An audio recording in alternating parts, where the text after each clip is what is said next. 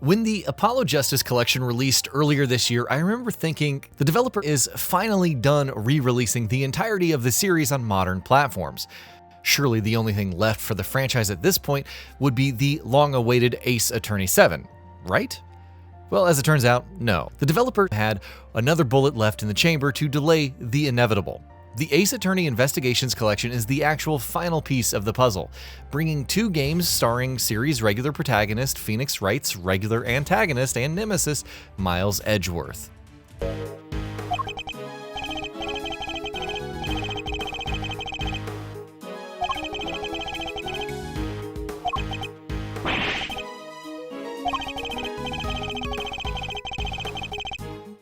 This collection, much like The Great Ace Attorney, has a certain special significance for longtime series fans.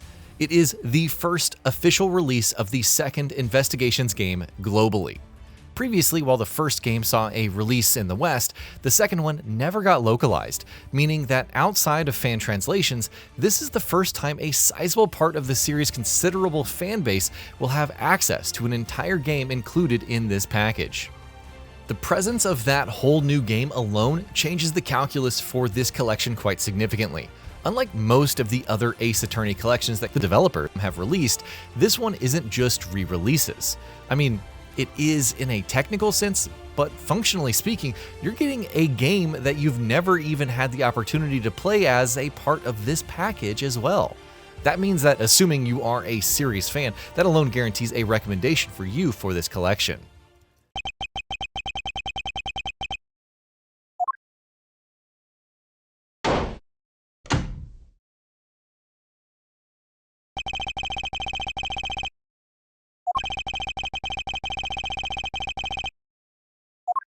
It's a brand new adventure in the IP, and it's a pretty dang good one too.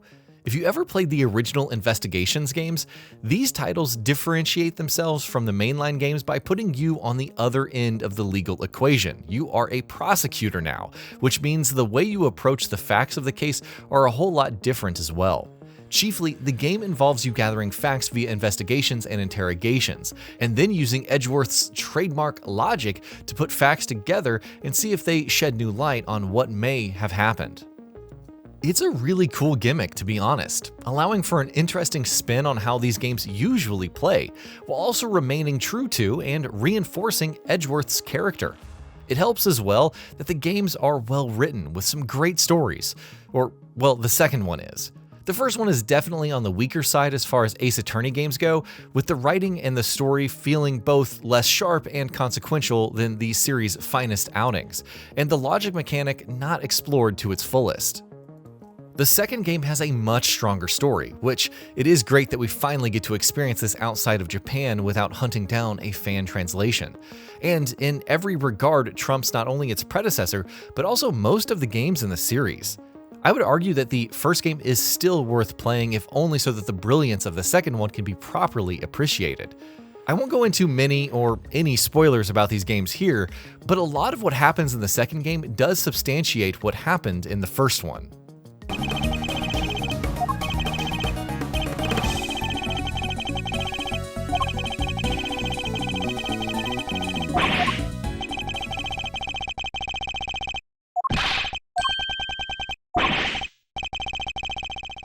The games themselves come with all the bells and whistles you've come to expect from these collections at this point. You get a collection of concept art, promotional art, an OST player that includes tracks not just from the games but orchestral arrangements from celebratory concerts as well, a story mode that has been added which basically solves all the puzzles for you, and there is even a chapter select so that you can jump into any chapter of the story, certainly useful for replays. You also get a feature that lets you swap between the original pixelated sprites or HD remastered cleaner ones. You can pick whichever one you want and swap whenever you want, much like pretty much every other option and bonus that I listed here.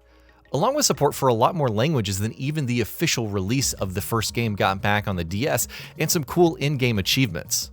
This certainly is the definitive way to play either of these games, unless you really did miss the DS touchscreen or dual screen setup for these games.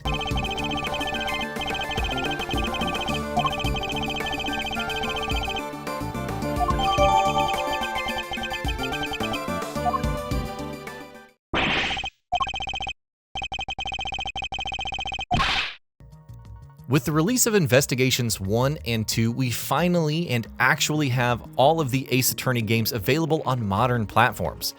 There is Professor Layton vs. Phoenix Wright, to be fair, but that crossover title is a spin-off that was published by Level 5, meaning that one may be out of the purview, and honestly that one is considered to be fairly weak of an outing that squanders the potential of its dream crossover to begin with. Every other game in this series is now available on at least PC, PlayStation, and Switch, meaning we and the developer are out of games to re-release. Hopefully this indicates that the next release is Ace Attorney 7, which has been a very long time coming. And if not that, then at least a new installment of any kind.